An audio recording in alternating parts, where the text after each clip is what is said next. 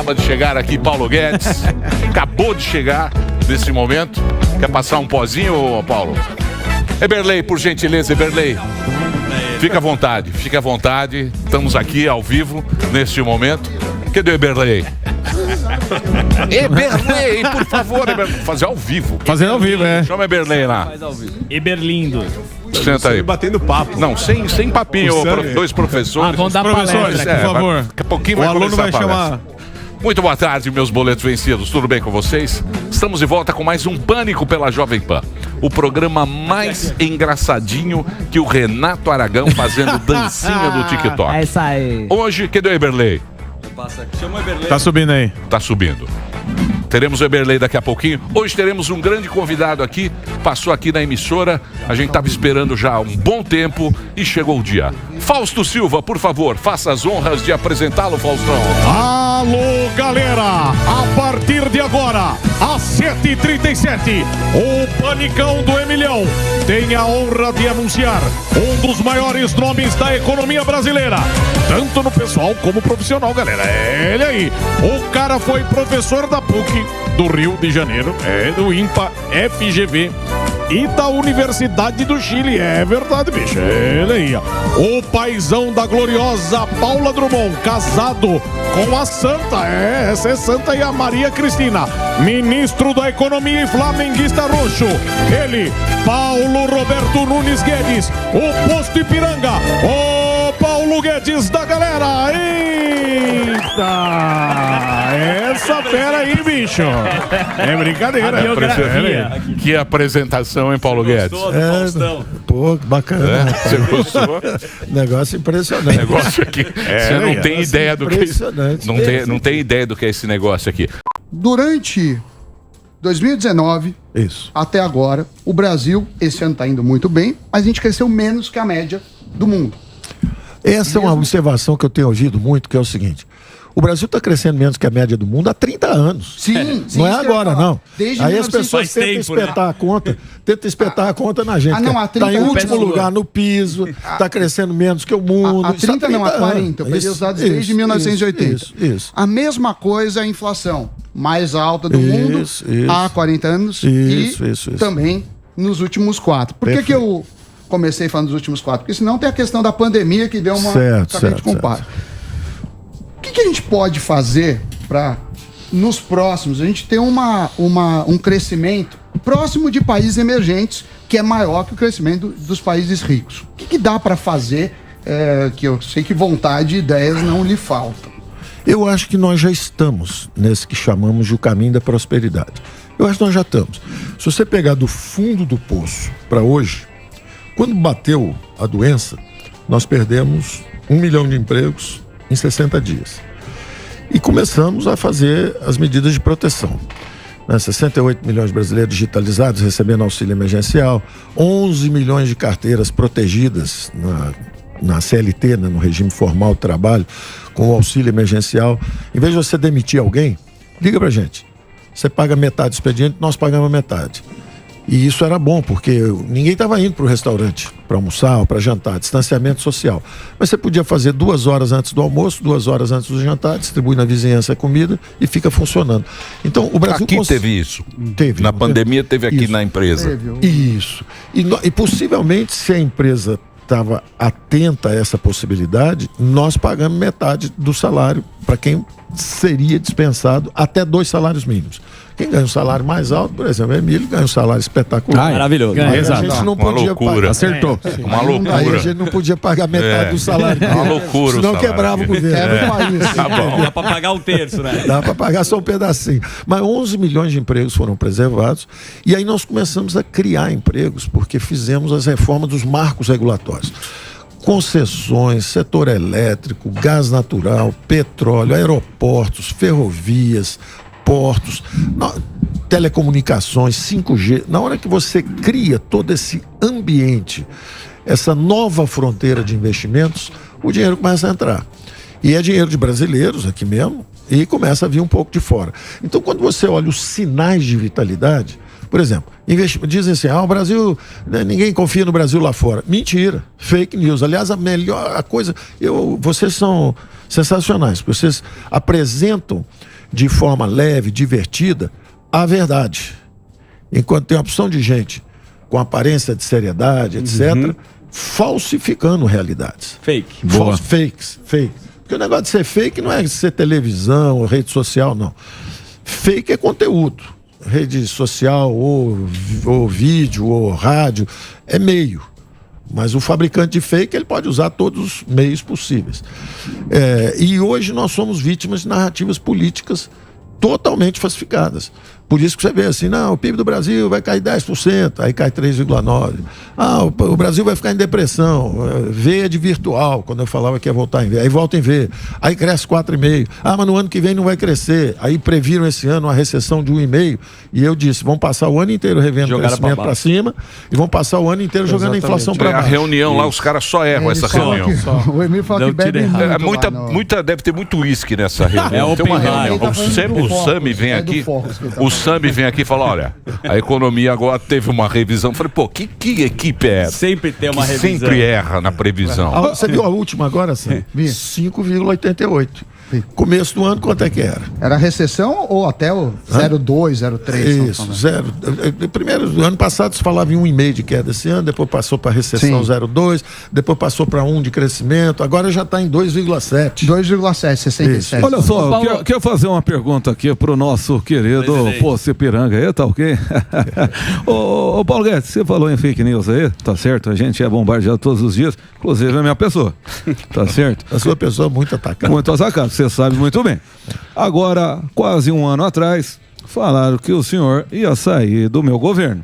Falaram, vai sair, não vai sair. Eu queria saber da sua pessoa e explica pro pessoal.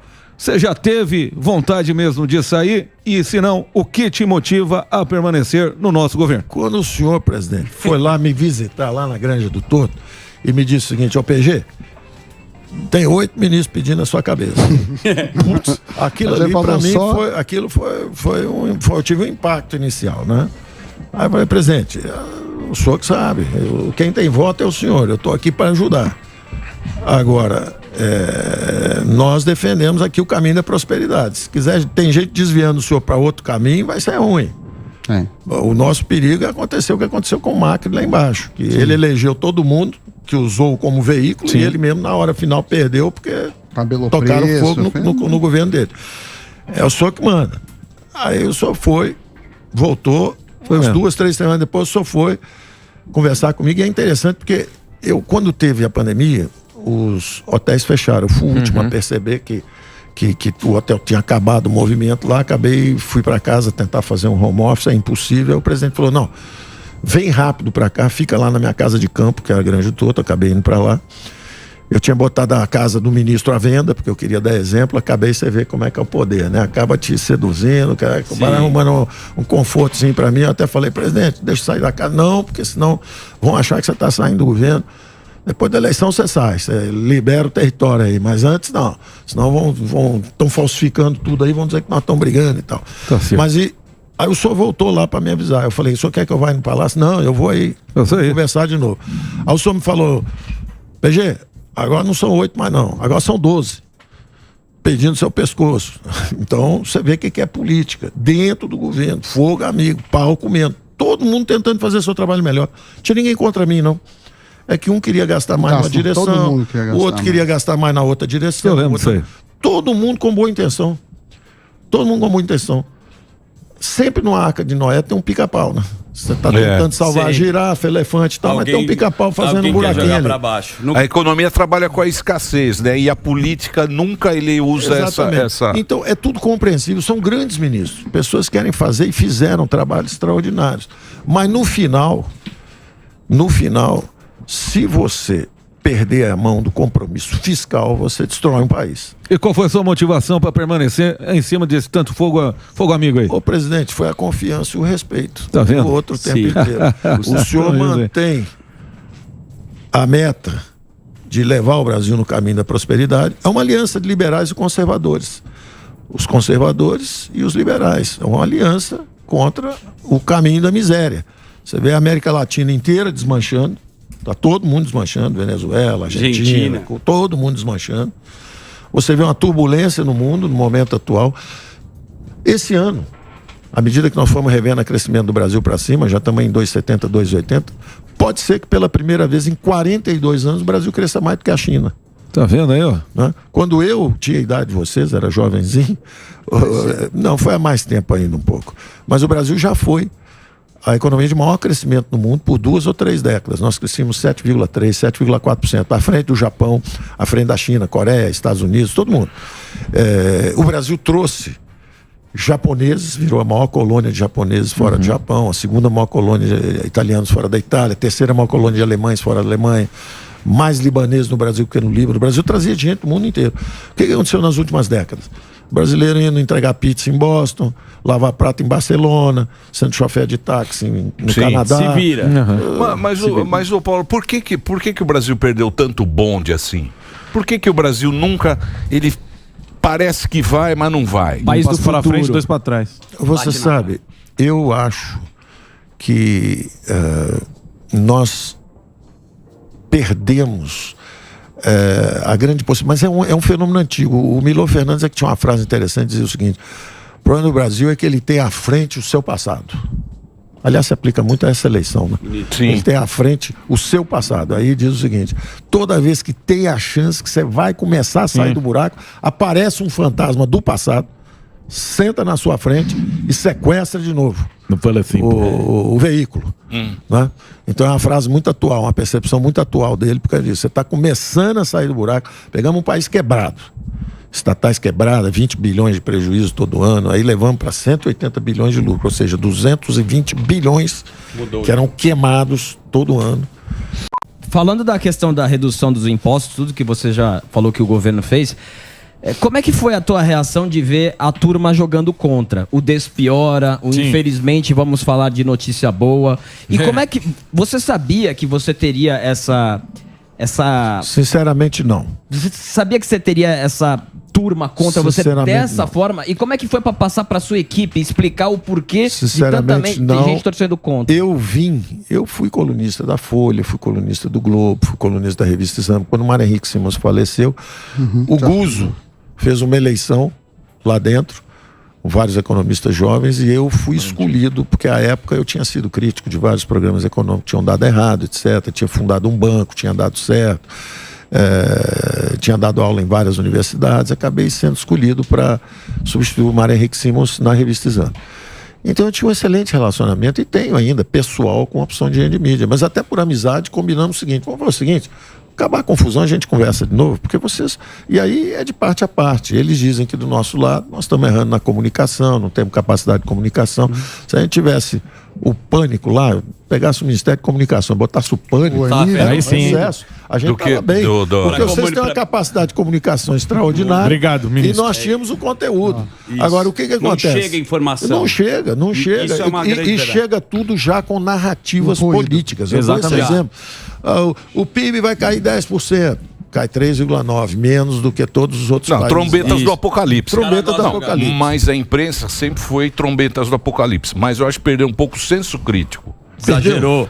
Eu acho que perde. Eu acho que não pode perder isso, né? Eu acho que quem perde é o próprio veículo. Perfeito. O próprio veículo Essa acaba sua perdendo. Análise descreve o que está acontecendo no Brasil hoje, que é o seguinte: quando o jornalista joga fora das 4 linhas, ele descredencia o veículo dele. Sim, exato. Quando um deputado ameaça o Supremo de espancar, que vai bater, que vai fazer isso, ele descredencia a instituição dele, que é o Congresso.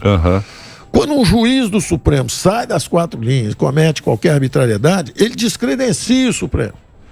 Então isso vale para todos nós. Quando é executivo também, eu também de vez em quando eu dou uma escorregada, eu vou lá, de vez em quando falo um negócio, estou defendendo o Brasil lá, me empolgo, xingo, falo uma besteira que eu já xingo o Macron.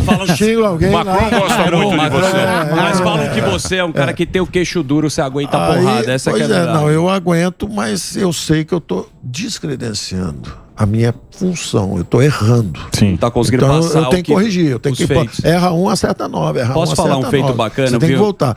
Então, e eu acho que na sua análise, o que acontece? Indivíduos erram. Mas as instituições têm que se aperfeiçoar. Quando o indivíduo erra, qual é a grande virtude na democracia? É a própria instituição corrigir. O jornalista está fora das quatro linhas o tempo inteiro, só falando besteiras, falsificando a realidade dos fatos econômicos. O jornal tem que chamar e falar assim: olha, você está prejudicando nossa reputação, você está errado. A mesma coisa no Supremo. O Supremo tem que reunir e falar assim: aí, ó, tá pegando mal, a turma conhece a nossa escalação, pô. Antigamente conhecia a escalação do time de futebol, tá ficando ruim. A mesma coisa o Congresso, dá uma suspensão aí nesse deputado aí, senão daqui a pouco o juiz vai atravessar a rua e vem aqui atrapalhar o negócio aqui, porque nós não soubemos fazer autocontenção. E a mesma coisa nós conosco mesmo, né? Aí, o presidente, segura o PG, o PG. Fala aí, É uma comunicação que às vezes tem um ruído, né, Paulo? É um erro Paulo? de comunicação. E esse barulho da política abafou a realidade econômica. O cara não consegue... Então é o Brasil que está crescendo mais, de repente, do que a China esse ano. Criou 16,1 milhões de novos empregos dentro do Fundo do Poço. Nós criamos mais emprego que Estados Unidos, Alemanha e Reino Unido juntos. Foram 8,8 milhões de empregos formais, mais 7,3 milhões de empregos informais. Então nós protegemos 11 milhões e criamos mais 17,1. Isso é uma imensidão de emprego que foi criado. Agora, pela primeira vez, 100 milhões de brasileiros trabalhando, bombando. A classe mais baixa... Com carteira e sem carteira, né? Com carteira 100 milhões com carteira e sem carteira. Sim, e posso fazer uma colocação, Paulo, com em relação a isso? Sem carteira e assistência social. E aí você pega as 3 camadas de renda, a primeira turma lá de baixo, recebendo R$600, quer dizer, 3 vezes mais do que recebi. Então essa turma está indo para supermercado, está começando a comprar, tá todo mundo voltando de novo. Ao mesmo tempo, a classe média com emprego e renda. 100 milhões agora chegando e criando emprego e renda e começando a trabalhar. E os investimentos vindo com força.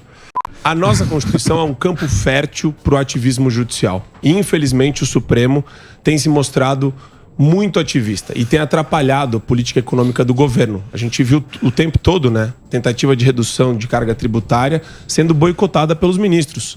A qualquer pretexto, eles usam qualquer fundamento porque a Constituição assim permite.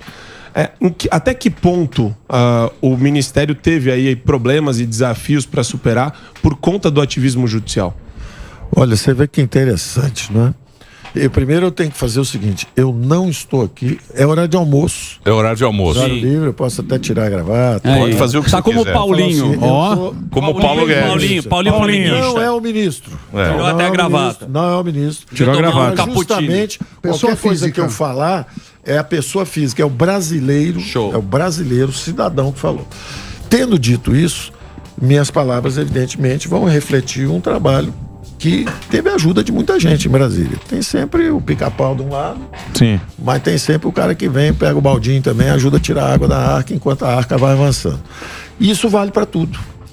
Na mídia, tem gente que está sempre batendo contra, mas tem gente que está tentando buscar a verdade. No Congresso a mesma coisa, tem a turma que está sempre batendo e tem a turma, às vezes até na oposição e às vezes na situação, que estão construindo um Brasil melhor. Vale a mesma coisa no Supremo, nós tivemos várias dificuldades, o Supremo nos ajudou. A Constituição brasileira é complexa, ela foi feita num momento lá atrás onde deixou uma série de complexidades, deu algumas direções interessantes, por exemplo, o mais Brasil, menos Brasília está na Constituição. A ideia de descentralização dos recursos e das atribuições para estados e municípios, porque o povo vive nas cidades, o povo não vive em Brasília. O ministro carregando dinheiro na mão lá é um perigo, o cara pode cismar de fazer uma opção de coisa. Agora, quando você desce o dinheiro, como a gente desceu durante a crise, e isso inclusive foi muito mal interpretado, isso que eu falo, faltou muita comunicação. Furar o teto, claro. O teto é para o governo federal não crescer. No primeiro ano nós chegamos lá, a exploração de petróleo estava parada há 8 anos, nós retomamos justamente as concessões, a venda dos campos, e dos 90 bilhões que nós arrecadamos, nós queríamos repassar para os estados 20 bilhões. Furar o teto, claro, o teto foi mal construído. O teto é para o governo não crescer, eu queria diminuir o governo federal, ficar só com 70 e passar 20 para o estado, furou o teto. Aí no segundo ano, furaram o teto de novo, estão enfraquecendo o arcabouço fiscal. Fake news. Quer dizer, o teto, no espírito, o teto é para não deixar o governo federal crescer. Eu não estava deixando, o governo não estava crescendo. Nós vamos deixar a população brasileira morrer? Não, nós vamos repassar a renda básica para eles. Não é o governo federal que está inchando. Enquanto isso, eles dizendo, populismo fiscal. Não, nós estamos lutando contra a pandemia. Resultado, os gastos eram 19% do PIB, foram para 26%. No ano seguinte, voltaram para 18,7%. Desabaram. Por quê? Nós não deixamos gastos transitórios com a saúde virarem gastos permanentes com a máquina. Não deixamos a máquina inchar. No terceiro ano, a mesma coisa. O Supremo nos deu alguns precatórios, são pagamentos, né, judiciais. E você tinha 2 comandos inconsistentes. Você só pode gastar 90 bilhões por causa do teto. Você vai gastar nos programas sociais, educação, saúde, ou vai pagar as dívidas? Um dos 2 comandos estava errado, tinha que anular um dos 2. O Supremo nos ajudou a parcelar esse meteoro. Eu chamei de meteoro. Caiu um meteoro na nossa cabeça. Aí o Supremo disse, olha, já caiu antes nos estados. Nós mandamos pagar, até por vaidade. A justiça mandou pagar, tem que pagar. Vai quebrar os estados e municípios, não tem dinheiro para pagar. Então o que faz? Fraciona. Aí nós fracionamos, mas assim, 90% das causas, são 16 ou 17 bilhões, todo mundo paga em dia. Agora, os grandes escritórios de advocacia, os grandes financistas aqui da Faria Lima, esse pessoal que tem causa de 3, 4 bilhões, em vez de assaltar a imagem que eu usava, em vez de assaltar a velhinha, que é o tesouro, que somos nós, filhos, netos, em vez de nos assaltar, faz o seguinte, leva a velhinha no supermercado, presta serviço, enche o carrinho dela, leva tudo, põe na geladeira e recebe seu filho. Quer dizer, tá com pressa de receber o dinheiro? Estamos vendendo o Porto de Santos, estamos vendendo... A Embraer tinha quebrado, criaram a moeda de privatização, ela está voando hoje de novo, está no ar. Então nós estamos transformando. O precatório daqui a 4, 5 anos, quando olharem para trás, em vez de dizer que furou teto, tal, vão dizer assim, foi uma extraordinária ferramenta. Ajudou a modificar o Estado brasileiro, saindo do Estado empresarial mal sucedido, fazia chapa de aço com prejuízo, quebrar a Eletrobras, quebrar a Petrobras, e está virando, na verdade, um Estado social, vai direto na veia do pobre. Tem um pobre aqui, não cria uma estrutura para um super ministério que passa o dinheiro para um banco público, que passa um dinheiro para um empresário, que depois no final chega um pedacinho desse tamanho só para a população. Não, dá direto na veia, dispensa o intermediário. Que são os donos de Brasília e a turma que ameaça. Sim, sim. É o Baronato. O Baronato não quer... Agora deixa eu perguntar um negócio para você. Piratas privados. Sim. Que se associam às criaturas do pântano. Sim. Que se associam ao burocrata corrupto. Mas a boa notícia para todo mundo é o seguinte, tem muita gente boa lá fazendo coisas boas. O Supremo nos ajuda em várias dimensões, atrapalha nas outras. O exemplo dos 2 impostos que você falou. O ICMS foi uma iniciativa do Legislativo. A lei disse o seguinte, baixem esses impostos. Que é estadual, né? Exatamente. O Senado, né, que votou. Exatamente, o Senado e a Câmara votaram, aprovaram em 2 turnos. Aí eu fui conversar com o Supremo, eu converso com eles, falo, olha, vocês não podem ficar fora das 4 linhas. Então, mas eles dizem o seguinte, bom, mas peraí, vocês estão ameaçando a saúde fiscal dos estados e municípios. Vamos observar, vamos ver se é verdade, porque nós, na verdade, o que está acontecendo? A economia está vindo forte, a arrecadação está subindo, então mesmo baixando as alíquotas, a arrecadação está subindo. E mais, como o imposto de renda está subindo, e metade do nosso imposto de renda vai para estados e municípios, ele perde o ICMS, mas ganhou no IR. Então o Supremo falou, então vamos fazer o seguinte, bota um checkpoint lá na frente, vamos esperar até lá no final do ano. No final do ano a gente faz a conta. Se estiver perdendo, a gente repara, se não tiver... Está tudo no azul, né? Tá todo mundo no azul. Então, mas isso Todo aí foi o mundo quê? azul. Foi o dinheiro da pandemia? Que os caras acertaram as coisas? Porque tá todo mundo quebrado. Foi, Emílio. Perfeita a sua observação. Tava todo mundo quebrado. Todo mundo devendo professor, todo mundo devendo 13º, todo mundo devendo os fornecedores, estava todo mundo quebrado.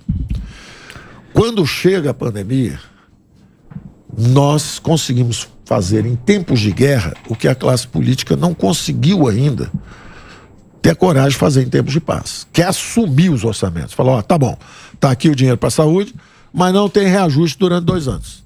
Acabou, entrou todo mundo no azul. 5 mil municípios no azul, porque, na verdade, o funcionalismo nos ajudou extraordinariamente. Porque o que aconteceu? Os salários tinham subido 50% acima da inflação. Eles tinham contratado 160 mil pessoas. Os gastos estavam explodindo.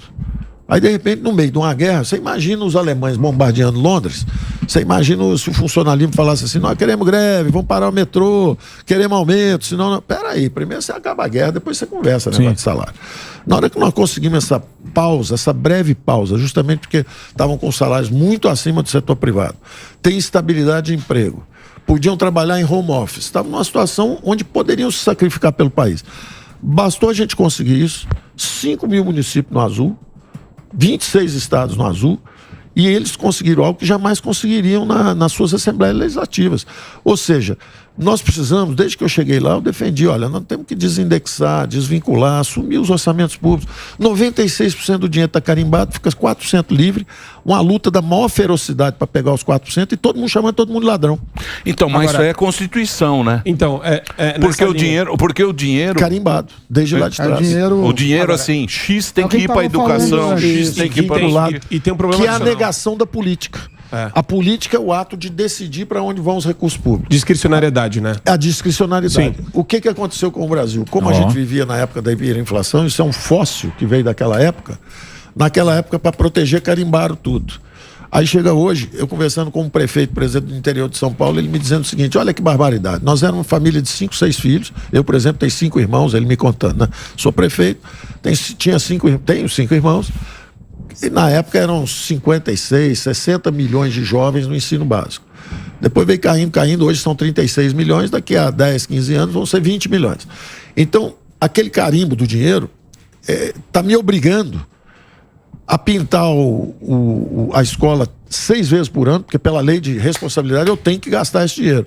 Eu tenho que trocar o uniforme toda hora dos meninos. Enquanto isso, como nós envelhecemos no interior, a saúde, está faltando ambulância, faltando hospital, faltando tudo. E o dinheiro está lá e eu não posso transferir de um lugar para o outro.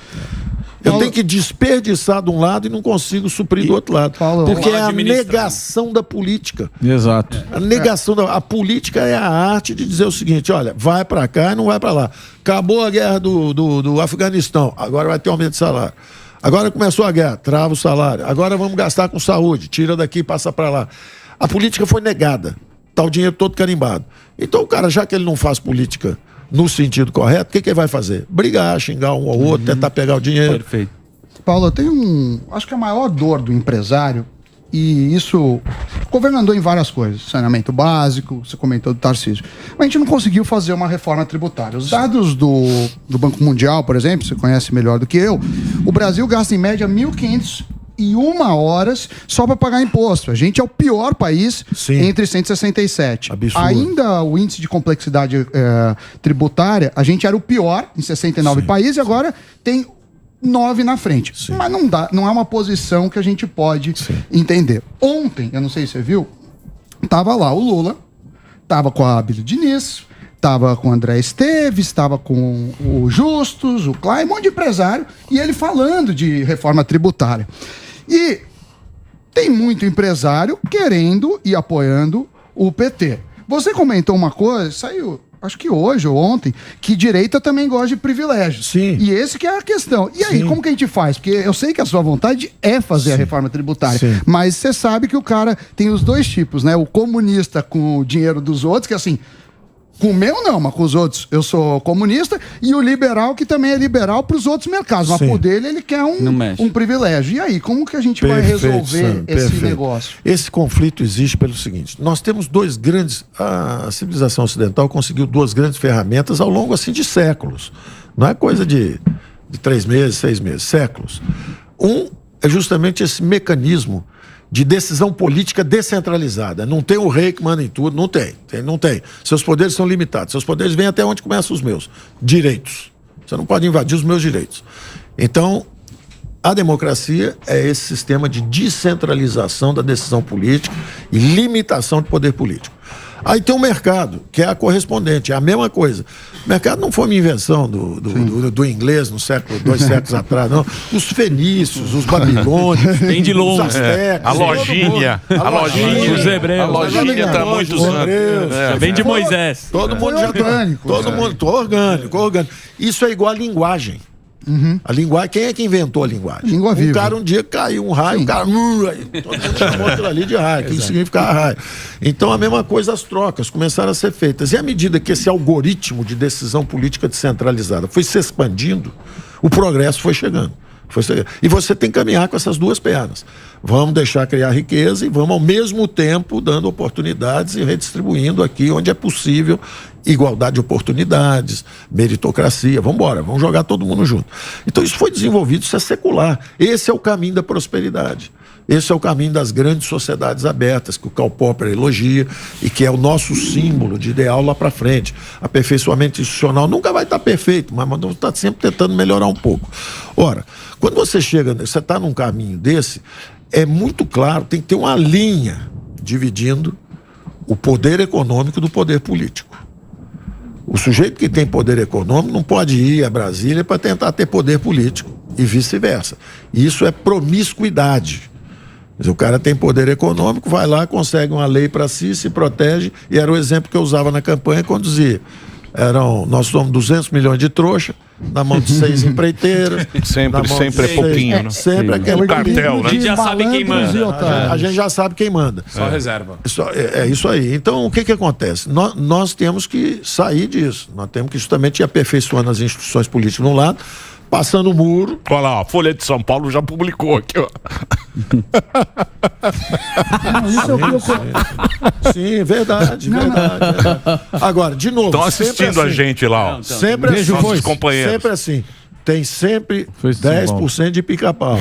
90% de gente na direita trabalhando, criando suas famílias, fazendo tudo certinho. E 10% de esperto indo lá. Esses espertos, por exemplo, bloquearam a reforma tributária nossa. Sim. Curiosamente, nós estávamos com dificuldade de aprovar a reforma lá no Congresso.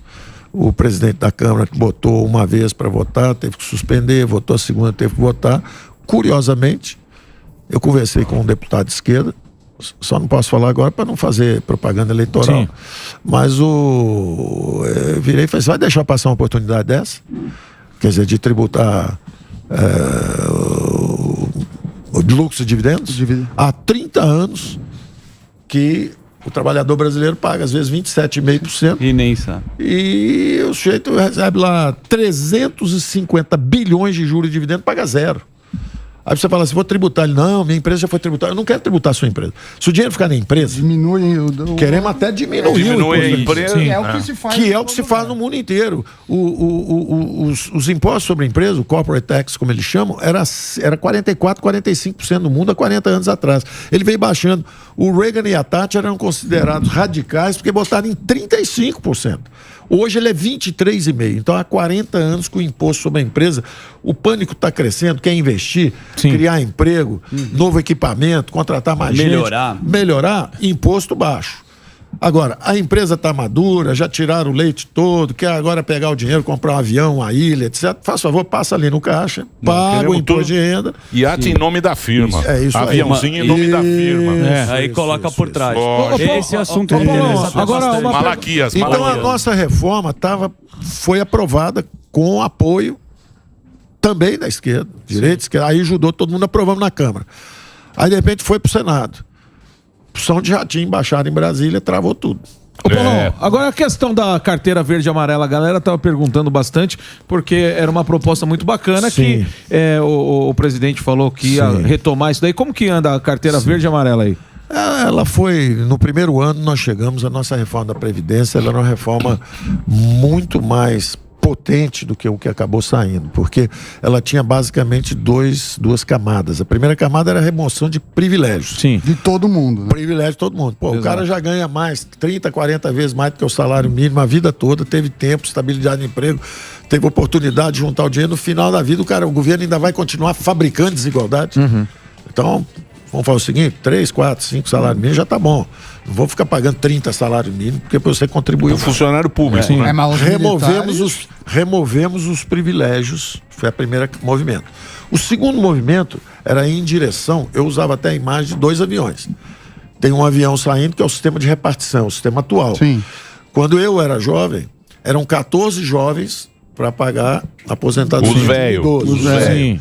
Agora já são 7 meninos para carregar um velho. Isso aí. E daqui a pouco vai ser 3. Acabou, vai ser tudo Daqui a pouco vai ser 10 velhos. Mas o problema é o moleque que vive no Brasil. Hoje. É isso que eu tava falando pro meu filho. Eu falei, pô, você é jovem. Se você ficar num país socialista e de velho, você tá morto. Isso. Você tá morto. Os velhos vão ter que explicar para os jovens por que eles destruíram o futuro dos filhos. Exatamente. Por que eles destruíram? Então, o que nós queríamos fazer? O que era a nossa verde e amarela? Quem tá aí, fica aí, não vou brigar, segue o jogo. É nóis. Agora, os invisíveis, os 38, 40 milhões, que nunca tiveram empregabilidade, nunca chegaram lá. E os jovens têm o direito de migrar para um regime novo. E o presidente falava isso durante a campanha. Falava, tem vários regimes trabalhistas. Tem um que tem muitos direitos e acaba não tendo tantos empregos assim. E tem o outro, ele pensava no sistema americano, que tem só aquele salário mínimo hora de regulamentação, mais nada. Se você quiser, você trabalha 3 dias por semana. Se você quiser, você trabalha para 8 empregadores ao mesmo tempo. Livre. Se você quiser, é livre. Não tem encargo trabalhista. Então você custa a metade do preço. Sim. Porque não tem um encargo trabalhista. Deixa os jovens escolherem se eles querem ir para um ou para outro. Então, deixa o seu filho embarcar. Você já embarcou no avião que vai cair no oceano. É uma questão de 10, 15 anos, vai cair de novo esse avião. Agora, deixa o seu filho embarcar para o futuro melhor. Essa reforma que foi feita para um regime de capitalização, essa reforma botou o Chile crescendo 5,5%, 35 anos seguidos. O Chile era um país mais pobre que Cuba, ficou com a renda per capita quase o dobro do Brasil, cresceu 35 anos. Aí o pessoal reclama, mas no final não deu certo. Peraí. Deu tão certo, o país cresceu tanto, o juro ficou baixo tanto tempo que a capitalização não conseguiu pagar esse novo salário que é bem mais alto do que era antigamente. Então a gente faz o seguinte, um aperfeiçoamento. O nosso vai ser um regime de poupança garantida, ou seja, deixa o jovem mesmo, não tem encargo, ele mesmo declara, se ele é passeador de cachorro e ganhar R$800 por mês, tá bom, é por conta própria, saúde do programa social, ele mesmo está se garantindo, vai lá dar um imposto de renda negativo, igual o cara que ganha muito, você vai e bota o imposto de renda positivo, tira um pouquinho dele, joga um pouquinho pro cara de baixo, deixa ele dizer, ó, passeei cachorro, olha aqui, tá aqui o Pix, provei aqui, ó, ganhei R$800, toma aqui mais 20% de imposto de renda negativo, toma aqui um dinheiro, tô te estimulando para você crescer. Sim. Agora faz o seguinte, pega uma parte disso, bota aqui na sua verde e amarela, vai acumulando. Perdeu o emprego? Pode usar, saca. Pegou o emprego de novo? Sobe. Ficou doente? Saca. Chegou no fim da vida, tá garantido? Garantiu. Não tá? A gente garante. Você não ia ganhar o salário mínimo de É mais qualquer jeito. flexível, Você né? equilibra. É um esquema menos- Mas aí, ministro, você tirando o equilibra. Estado do- Agora, o que desequilibra é quando tem corrupção. Isso tem muito. E aí eu pergunto pra você que tá lá e já Ótimo viu vários exemplo que você governos deu. lá atrás. A gente vem desse momento que o cara tem eu tenho uma fábrica, eu produzo ar-condicionado. Eu ligo, Paulão, você conhece alguém lá que tem ar-condicionado? Eu coloco ar-condicionado no Congresso inteiro. Ou seja, os caras sempre tiveram uma informação privilegiada, ou pegou uma privatização, uma licitação, e essa foi uma praxe no Brasil. Como Olha, sufocar isso? Eu te digo o seguinte, eu via isso me impressionava muito. Um estagiário no INSS, o cara conseguiu roubar 2, 3 milhões assim com 4 semanas de trabalho. O cara é estagiário, chegou lá, conseguiu sumir com esse dinheiro. Governos passados. Depois aparecia uma moça feita, até faleceu agora há pouco, a Georgina, né? Sim. Aí já era 200 milhões. Se tivesse mais tempo de serviço público, você tinha mais cancha, conseguia roubar mais tempo. Então, isso sempre me impressionava. Eu vi, quando nós chegamos, tem essa conversa toda também, porque corrupção é isso aí.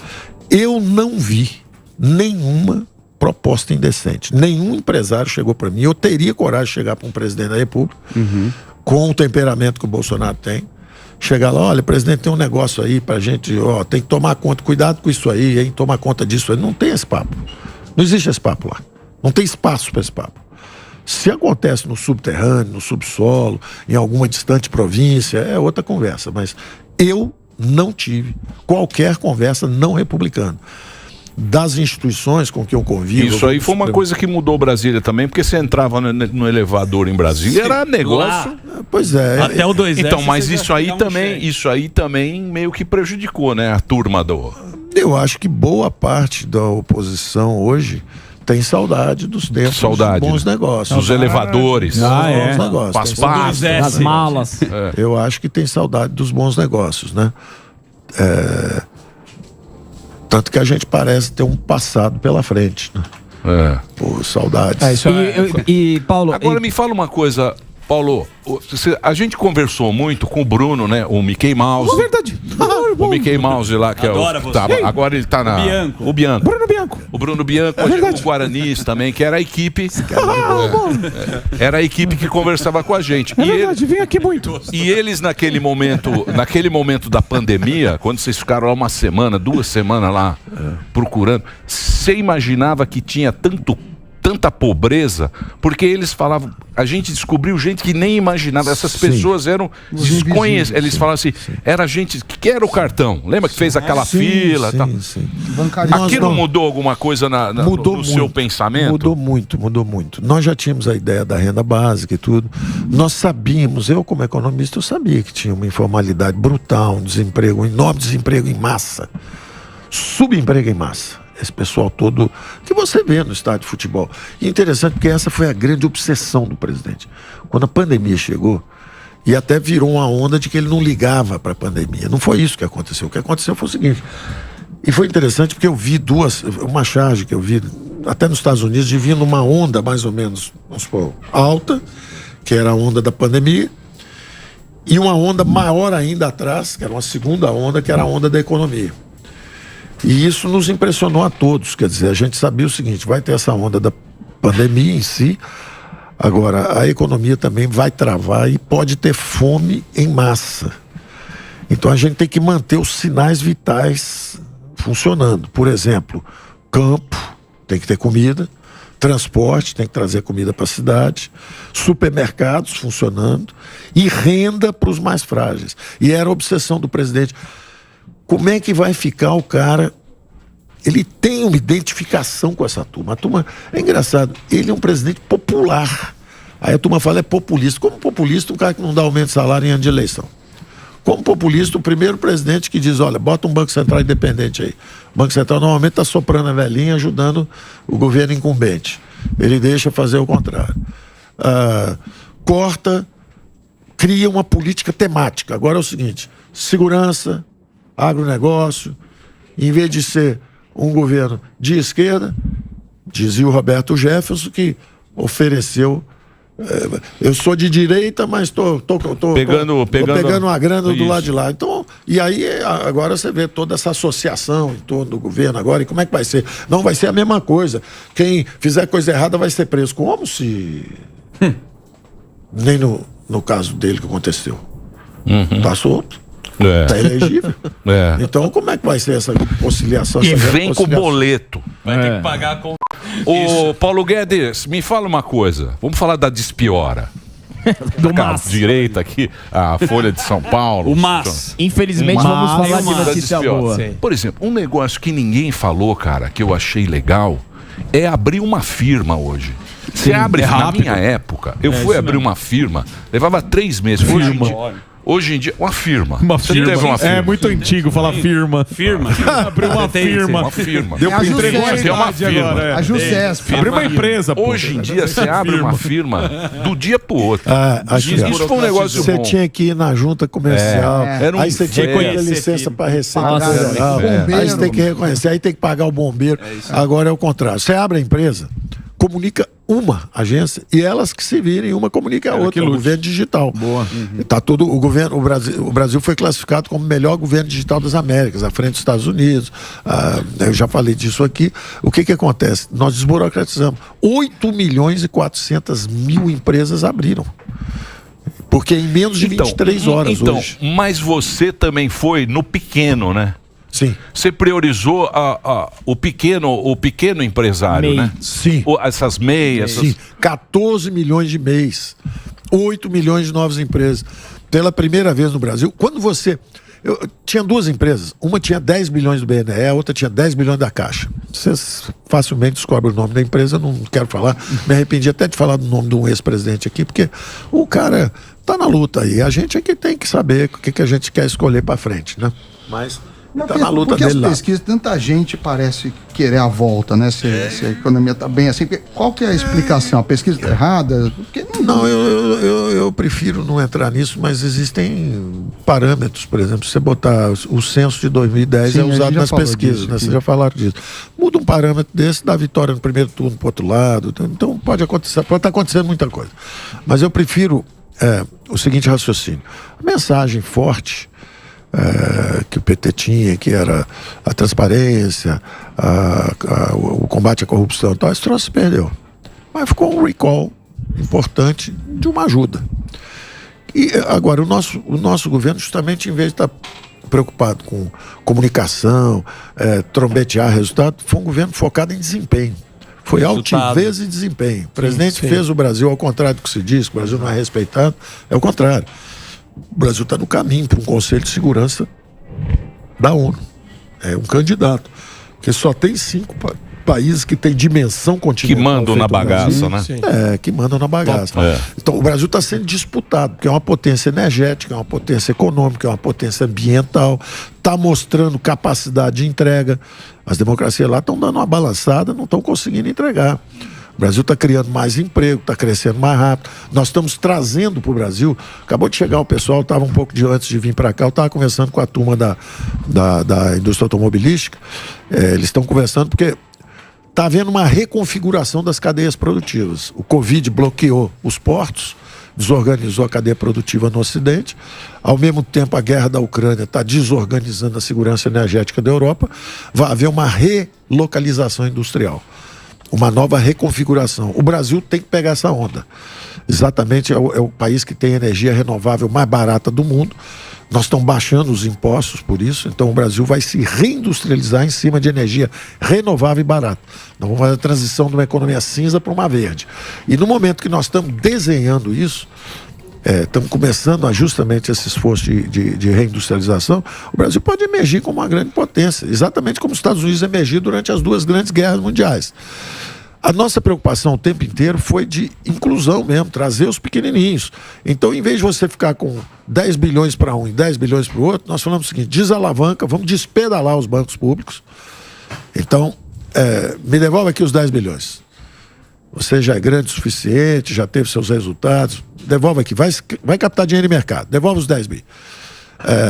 5 bi vai para gerações futuras, reduz a dívida, os outros 5 bi nós vamos dar para o pequeno e médio. Então é a primeira vez que tem uma recuperação econômica no Brasil, 48%, metade do crédito foi para pequena e média empresa. Então 75% do emprego é criado por essa turma, metade do crédito está indo para essa turma. Estamos digitalizando todo mundo e realmente nós estamos muito seguros que o Brasil já está nessa nova rota. O Brasil já está nessa nova rota. Agora tem que fazer besteira para tirar o Brasil da rota. Fala nisso. Paulo, só fazer uma perguntinha rápida, posso? Estamos de volta aqui agora pelo rádio também, pela rede de rádio. Muito obrigado pela sua audiência. Estamos aqui com o Paulo Guedes, hoje um bate-papo aqui com o Paulo Guedes. Paulinho. Acompanhado também pela nossa querida Idiana Tomazelli, da Folha de São Paulo. Ah, tá bom. Olha só. Ela está nos assistindo. São 2 audiências. S2. Boa. Perfeito. Então tem uma ameaça geopolítica, além da vulnerabilidade econômica. Do ponto de vista logístico, está muito longe. O Brasil está pertinho e o Brasil é simpático. A Rússia é pertinha, mas não é tão simpática com a Europa. Já o Brasil é simpático com todo mundo, dança com todo mundo, aquele negócio. Tem que dançar com todo mundo. A gente até troca de par, por exemplo. Quando começou o governo, o presidente dançava com o Trump e eu estava de mão dada com o Putin e o Xi Jinping. Aí, de repente, o presidente foi arrumar fertilizante aquela lá. dança da vassoura. Aí eu saí correndo pro outro lado.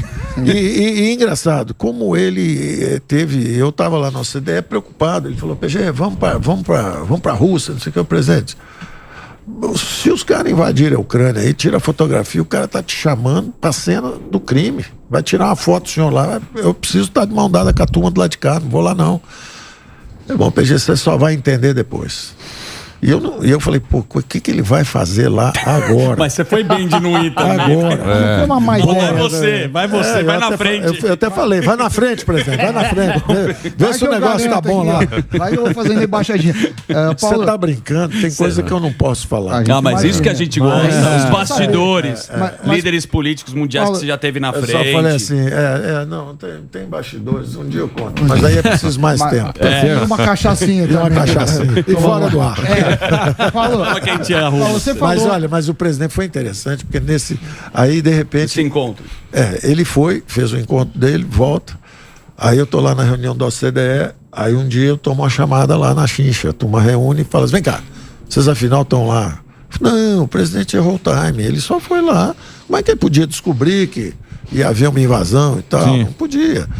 Aí eu tinha acabado de ler um livro, Os Homens do Kremlin, que dizia o seguinte, o Putin está cumprindo, bom, deixa pra lá.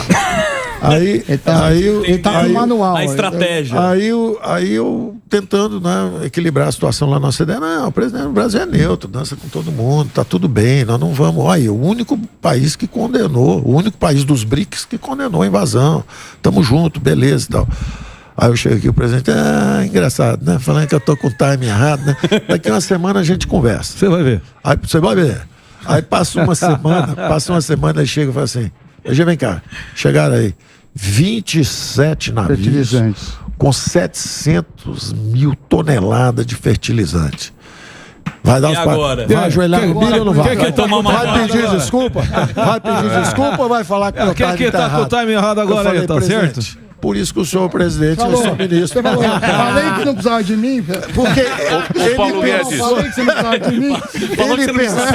ele pensou nos 200 milhões de brasileiros. Falou, eu estou preocupado com a fome do Brasil. Esse negócio aí de no futuro, OCDE, tá bom, a gente conversa. Deixa eu perguntar uma coisa pra você, por exemplo, eu tava vendo a Argentina, puta, dá dó da Argentina, porque a gente tá patinando aí, tá afundando.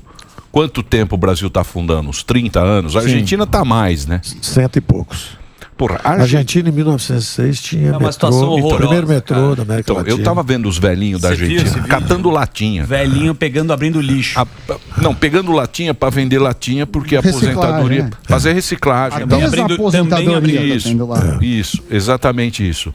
A gente vê que a situação do mundo não tá boa. Não tá Tiver boa. a Europa zoada, a inflação. Vai piorar. Recessão Má notícia. iminente na Por exemplo, lá Europa os e nos caras não Estados estão Unidos. acostumados. A energia lá subiu 3 vezes. Sim.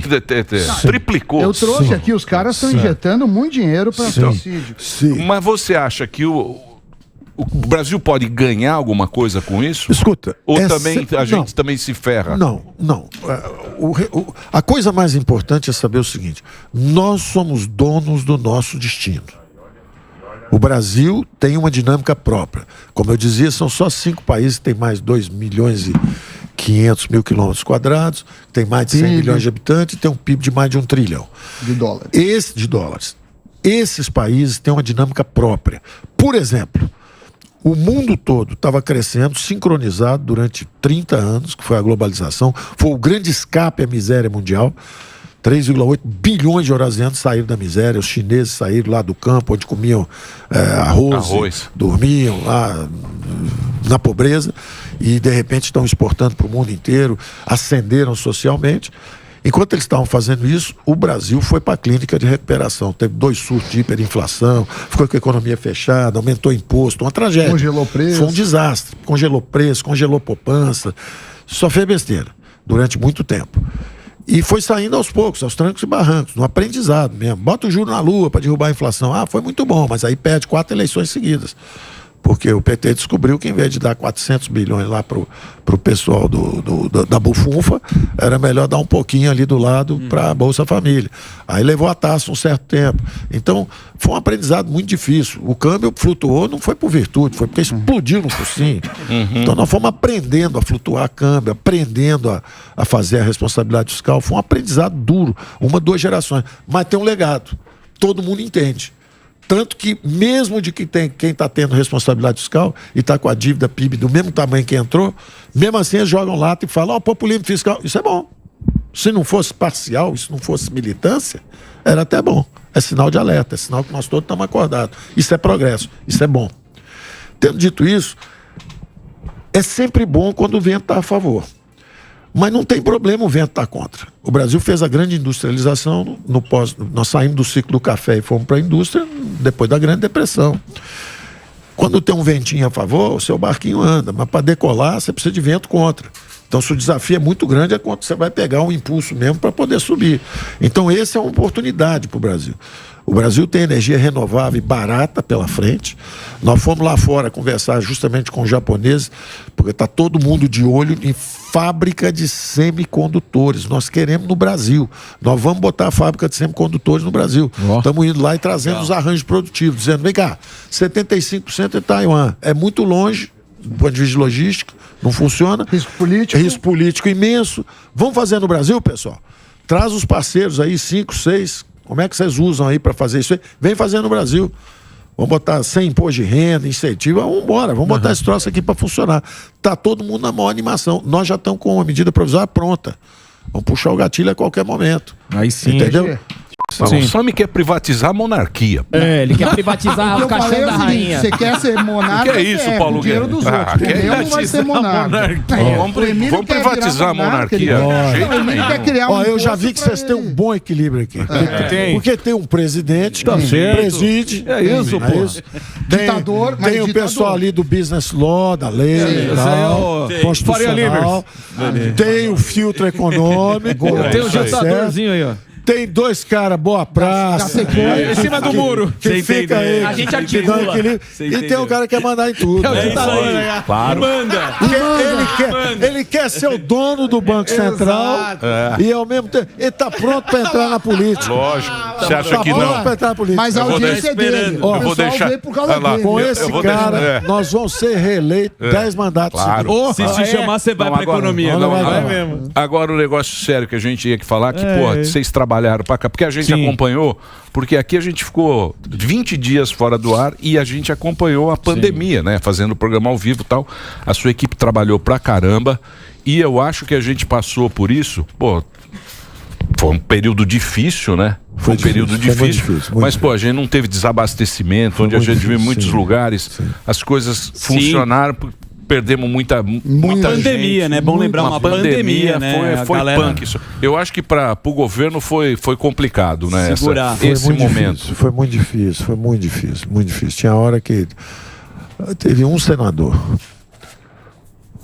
um empresário e um economista, os três são relativamente conhecidos, que em conversa comigo no telefone, desesperado, nós vamos morrer todos, esse negócio, não estou vendo saída, o que nós vamos fazer, mas desespero mesmo, momentos difíceis. Numa hora dessa, o presidente tem casca grossa, ele tinha acabado de ser assassinado, entre aspas, né? Ele ressuscitou, né? Então o cara que toma uma facada dessa e está lá, ele é um líder de um país, ele não pode chegar e capitular também, entregar e desanimar. Então eu vi atos pessoais dele de firmeza, de tentar seguir em frente. Olha, cuidado, nós temos esse desafio que é a doença, mas nós vamos ter também a onda econômica, não podemos passar fome, quer dizer, um cara tentando lutar. Pode ter maus modos, pode ser tosco às vezes no modo de ser, mas a verdade é que é um cara que tentou manter a coisa funcionando. E isso foi explorado politicamente, foi transformado em insensibilidade, tudo. O cara que leva uma facada quase morre. Você diz que tá vindo um vírus, ele fala, pô, manda vir, pô. Nós vamos ter que enfrentar esse troço, vamos comprar vacina, vamos fazer o que for, mas não vamos trancar as pessoas em casa, elas têm que ter liberdade, a pessoa pode enlouquecer dentro de casa, pode entrar em depressão, você tem que respeitar da mesma forma. Se a pessoa tiver uma reação qualquer, uma vacina que ainda não está conhecida e morrer, pelo menos que a decisão seja tomada pela pessoa. Exato. Ela tem a liberdade de tomar ou não, se quiser toma ou não. Então, muita coisa foi mal entendida, foi fabricada, e isso é muito lamentável. E eu vejo o pânico, eu não tenho quase tempo, de vez em quando eu estou passando, eu vejo, quando eu estou passando, foi difícil é muito raro. Foi difícil. Então, é difícil eu ouvir, mas eu conheço a dinâmica de vocês. E eu acho um negócio assim, extraordinário.